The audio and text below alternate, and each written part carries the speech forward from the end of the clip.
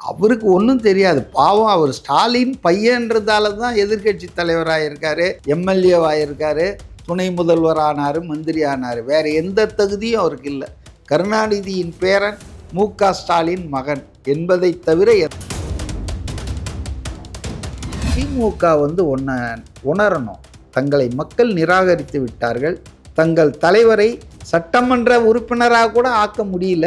2.5 வருஷம் கட்சி தங்களை தூக்கி சாப்பிட்டுச்சுன்றத உணர்ந்து அடக்கத்தோடு 6 மாதம் தாங்காது, 3 மாதத்துலேயே கலைஞ்சிரும், 6 மாதத்தில் தேர்தலே வந்துடும் இப்படின்லாம் பேசிகிட்டு இருந்தீங்கன்னா ஜனங்க இதை ரசிப்பாங்கன்னு நினைக்கிறீங்க? என்னடா இன்னும் அடங்கலையே, இவனுங்களுக்கு இவ்வளோ கொடுத்தும் இவனுங்க திருந்தலையேன்னு தான் ஜனங்க பேசிகிட்டு இருக்காங்க. இன்றைக்கே எல்லா சாப்பாடையும் நம்மளே சாப்பிட்டு கழுவி மூடக்கூடாது இல்லையா? அப்போ அந்த அடிப்படையில் இந்த ஆட்சி வந்தவொன்னும் கனிம வள கொள்ளைக்கு எதிராக, முறைகேடுகளுக்கு எதிராக, முறைகேடுனா என்ன, கொள்ளைன்னா என்ன? கேரளாவில் மழை இல்லையா? கேரளாவில் இயற்கை வளங்கள் இல்லையா? இப்போ நீ உன் இயற்கை வளத்தை நோண்ட மாட்ட, நீ உன் இயற்கை வளத்தை பாதுகாத்துக்குவே, இயற்கையை பாதுகாத்துக்குவே, பக்கத்தில் இருக்கிறவனை நல்லா கிண்டி கிளறுவியா? அப்போ தமிழ்நாட்டை பாலைவனமாக்கணும்னு நீங்கள் நினைச்சா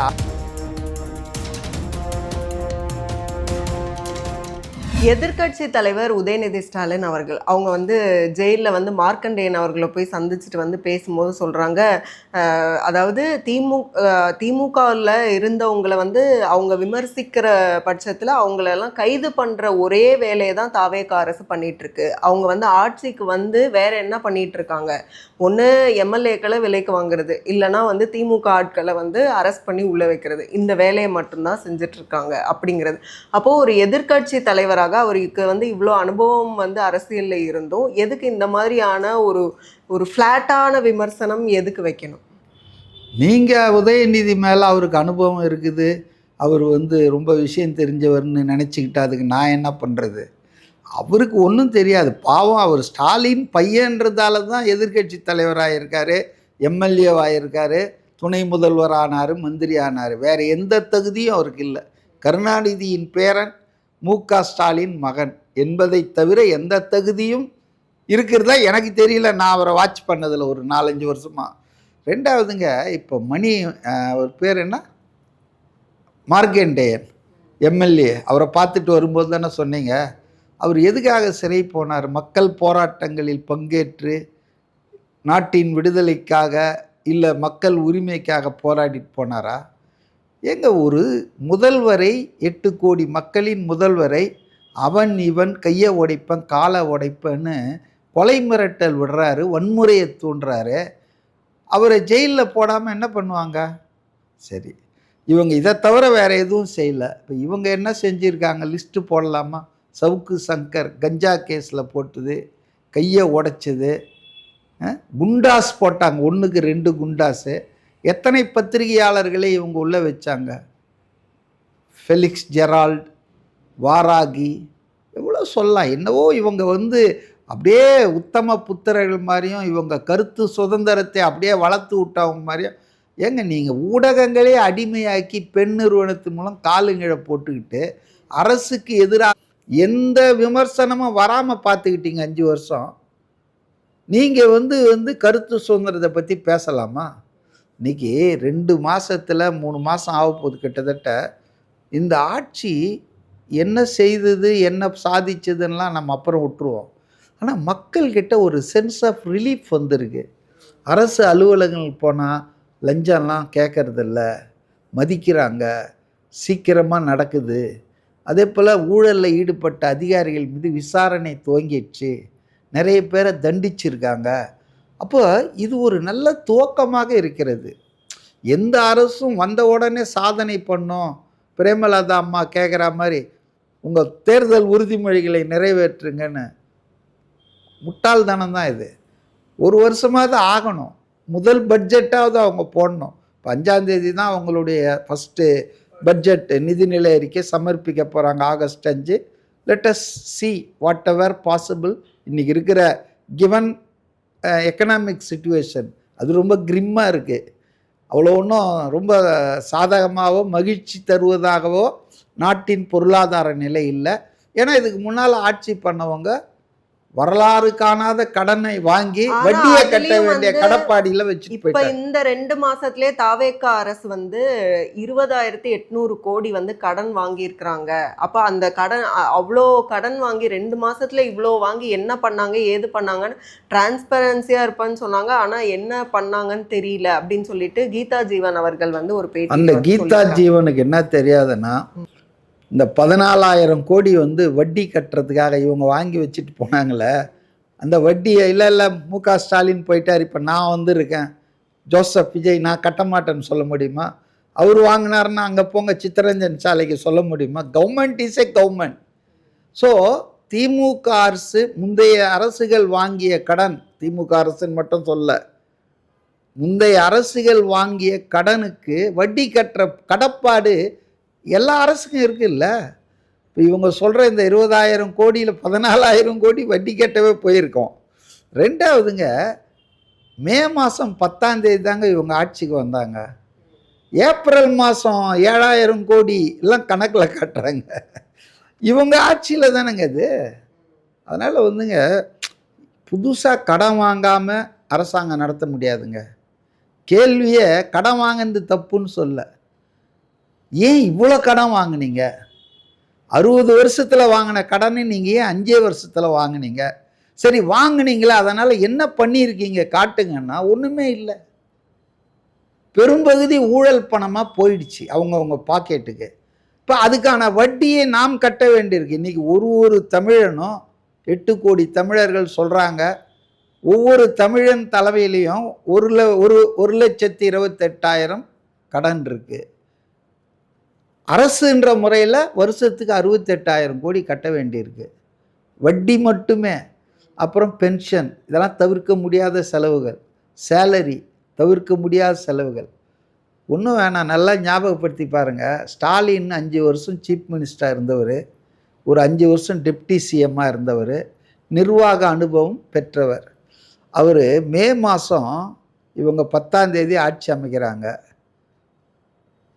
5ஆம் தேதி ஏதோ அந்த மகளிர் உரிமை தொகை போடணும் போல இருக்கு.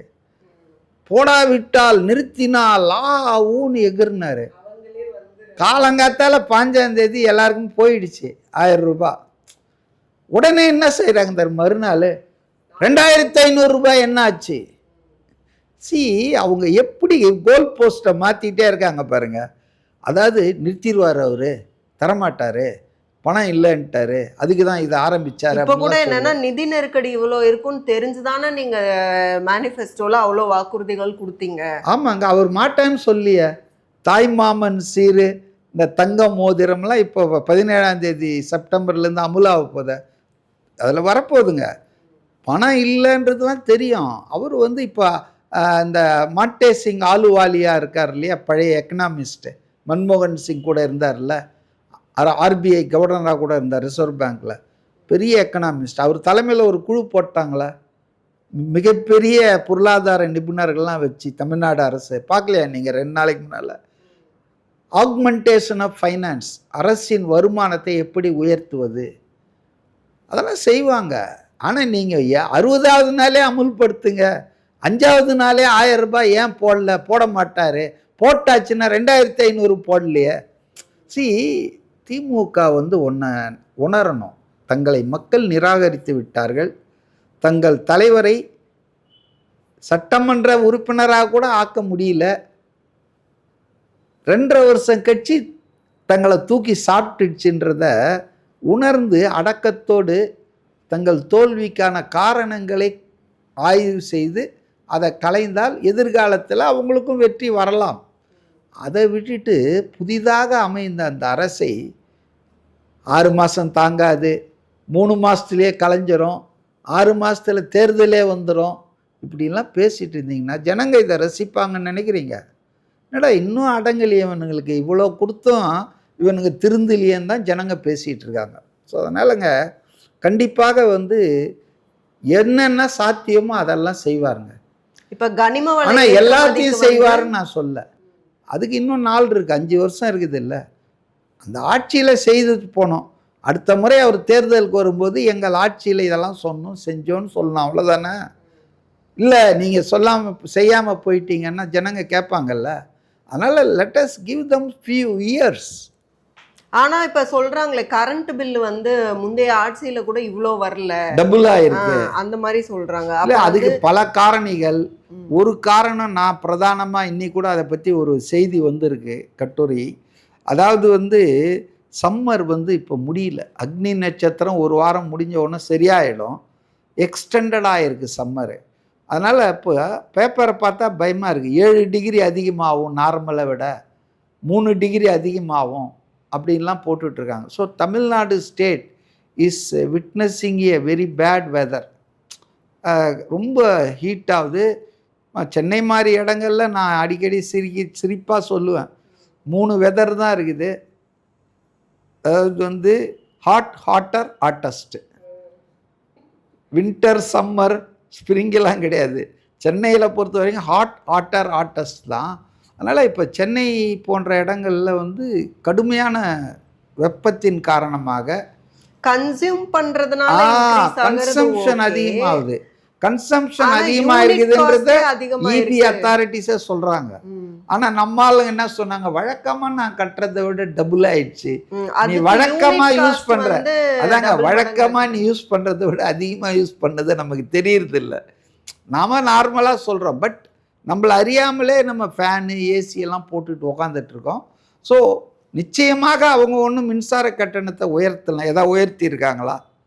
ஏதோ யூனிட் காஸ்ட் வந்து உயர்ந்துருச்சுன்னு. இல்லை இல்லை, அதெல்லாம் ஒன்றும் இல்லை. அதாவது இந்த ஆட்சி வந்து எந்த கட்டணத்தையும் இதுவரையில் உயர்த்தியதாக எனக்கு தகவல் இல்லை.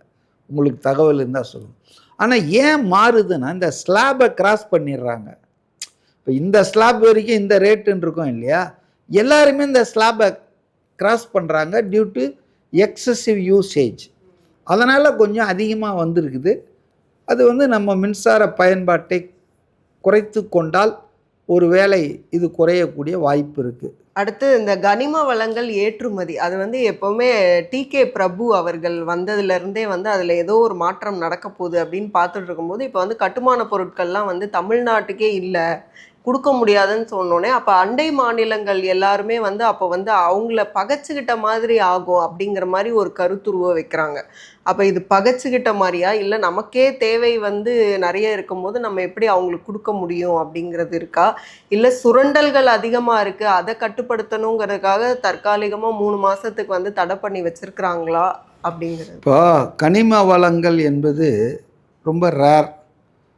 எல்லா இடத்துலையும் இருக்கிறது கனிம வளம் இல்லைல்ல, சில இடங்களில் கிடைக்கிறது தான். அப்போ அதை வந்து நம்ம வந்து பாதுகாக்கணும், எதிர்கால சந்ததிக்காக சேமித்து வைக்கணும். இன்றைக்கே எல்லா சாப்பாடையும் நம்மளே சாப்பிட்டு கழுவி மூடக்கூடாது இல்லையா?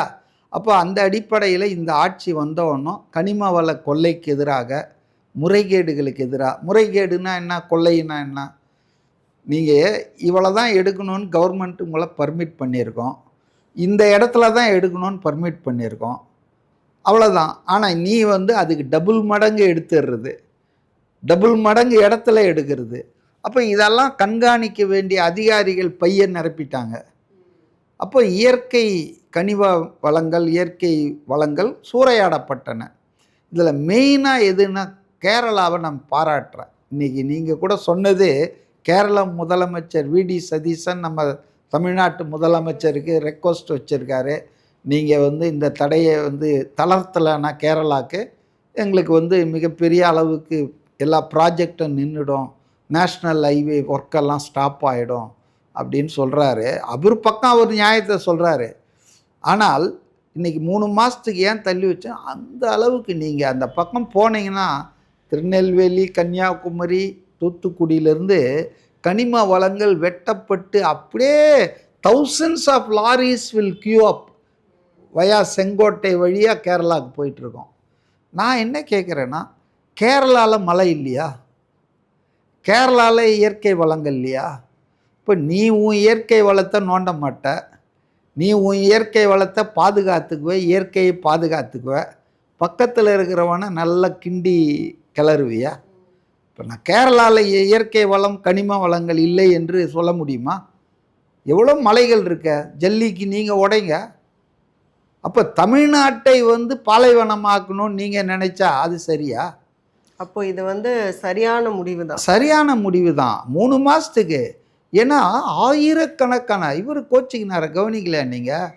இந்த அனிதா ராதாகிருஷ்ணன் முதல்ல அந்த இதை தடை போட்ட ஒன்றும் என்ன நினச்சிட்டு இருக்கீங்க? இந்தியாவுக்குள்ளே தானே கேரளா இருக்குது. ஏன்னா அவங்கெல்லாம் இந்த பிஸ்னஸில் இன்வால்வ் ஆனவங்க. டெம்பர் லாரிஸில் ஒரு நாளைக்கு 1000 2000 லாரிகளுங்க. விழிஞ்சம் துறைமுகத்துக்கே இங்கேருந்து கல் போகுதுன்னா ஏன் கேரளாவில் கல் இல்லையா? கேரளாவில் வந்து மலை இல்லையா? ஏன் அதை உடைக்கக்கூடாது? இப்போ எங்கள் இயற்கையை நாங்கள் பாதுகாத்துக்குவோம். எங்கள் இயற்கை கனிம வளங்களை நாங்கள் எடுக்க மாட்டோம். இங்கே தமிழ்நாட்டிலேருந்து எடுங்க ஃபுல்லாக எடுத்தால் அப்புறம் தமிழ்நாட்டுக்கு இல்லாமல் போச்சுன்னா இல்லாமல் போகல, குறைஞ்சதுன்னா விலை ஜாஸ்தி ஆகிடும். எப்பவுமே ஒரு பொருள் விற்பனைக்கு வருவது குறைஞ்சதுன்னா அதன் விலை அதிகம். Demand supply. எந்த பொருளுக்கு அதிக டிமாண்ட் இருக்குதோ அந்த பொருளுக்கு வந்து சப்ளை அதிகமாக வரலன்னா நார்மல் விலை விட 2 மடங்கு 3 மடங்கு விலைலாம் விற்கும். அப்போ அதனால் பாதிக்கப்படுவது தமிழ்நாட்டில் இருக்கிறவங்க தானே. அதனால் இது ஒரு சென்சிபிளான டிசிஷன் தான். இதில் வந்து தமிழ்நாட்டு நலன் அடங்கியிருக்கு. கனிம வளங்களை பாதுகாக்கணும். எக்ஸசிவாக இருக்குதுன்றதுக்காக எடுத்து கொண்டு போய் எல்லா ஸ்டேட்டும் எடுக்க விட்டோம்னா அது என்ன ஆகுங்க? தப்பு இல்லையா அது? ஒரு பக்கம் முறைகேடுகளை கொள்ளையை தடுக்கணும், இன்னொரு பக்கம் இது வந்து எக்ஸசிவாக எடுத்துடக்கூடாது. அது ஒரு பேலன்ஸாக தான் பண்ணணும்னு நினைக்கிறேன். அடுத்ததாக ஃபைனல் கொஸ்டின். ஆளூர் ஷானவாஸ் அவங்கள பற்றி நீங்கள் ஒரு போஸ்ட் போட்டிருந்தீங்க. அதில் என்னென்னா இந்தியா கூட்டணி தமிழ்நாட்டிலே இல்லை அப்படின்னு அவர் பேசியிருந்ததை நீங்கள் எதிர்த்து பேசியிருந்தீங்க. அப்போ வந்து எப்பவுமே இருந்தது இல்லை இல்லை எப்பவுமே இருந்தது இல்லைன்னு நான் சொல்லியிருந்தேன். இப்போ மட்டும் இல்லைப்பா. இந்தியா கூட்டணி என்பது நாடாளுமன்ற தேர்தலுக்காக உருவானப்பட்டது தான் 2024. தமிழ்நாட்டில் அப்போ கூட வந்து 2024 கூட இந்தியா கூட்டணின்ற பேரில் திமுக தலைமையிலான கூட்டணி போட்டியிடலை. அது வந்து செக்குலர் ப்ரொக்ரெசிவ் அலையன்ஸ், மதச்சார்பற்ற முற்போக்கு கூட்டணின்ற பேரில் தான் இங்கே 9 வருஷமாக தொடர்ந்துட்டு இருக்குது. அதனால் இந்தியா கூட்டணியே எப்போவுமே இல்லையே, நீ இப்போ இல்லைன்னு இப்போ என்ன புதுசாக சொல்கிறேன்னு தான் நான் சொன்னேன். அது கிளாரிஃபிகேஷனுக்காக கேட்டோம். மிக்க நன்றி உங்களுடைய நேரத்துக்கும் கருத்துக்களுக்கும். மீண்டும் இன்னொரு சந்தர்ப்பத்தில் பேசலாம். நன்றி சார்.